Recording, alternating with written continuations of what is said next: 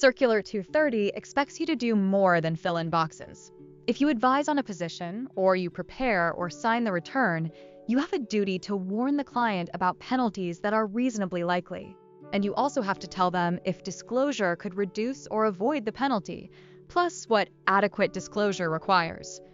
On the EA exam, they test this as an ethics and procedure rule, not math.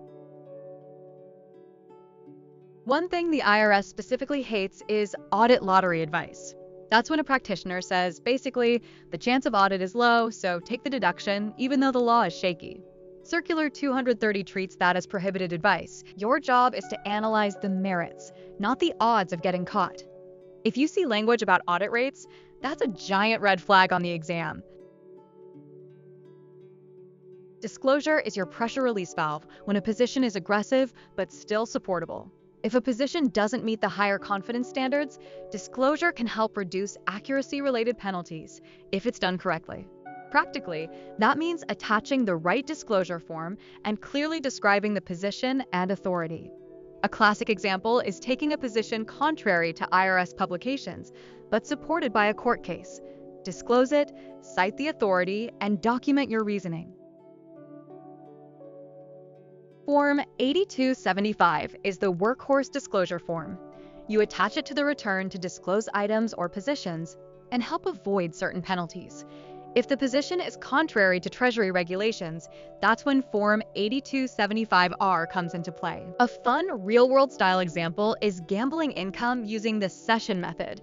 It has Chief Counsel guidance behind it, but it's still a situation where disclosure is commonly recommended to show your work. Now, reliance on client information. You are not required to audit your client.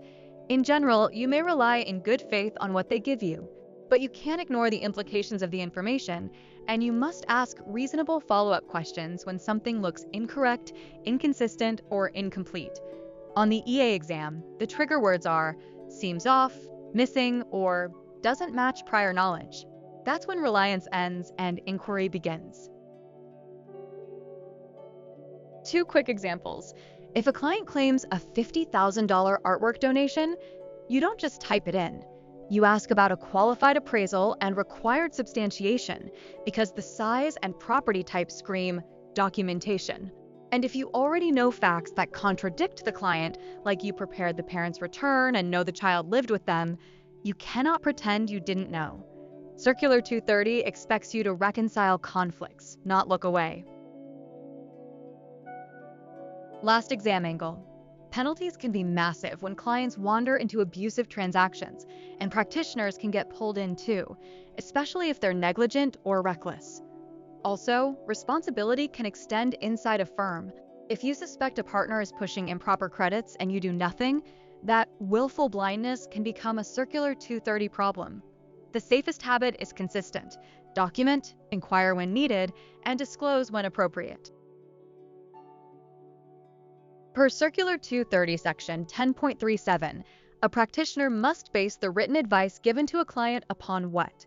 Is it guidance from IRS publications, reasonable factual and legal assumptions, good faith estimates plus form instructions, or prior Supreme Court decisions? Think about what Circular 230 is really demanding in written advice. The correct answer is reasonable factual and legal assumptions.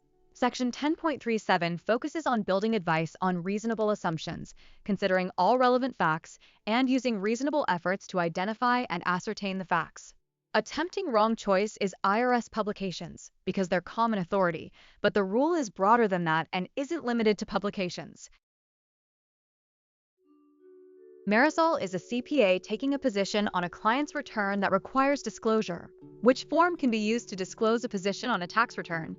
Options include Form 8275, Form 8823, Form 656, and Form 8821. Think about which one is specifically built for disclosure statements. The correct answer is Form 8275.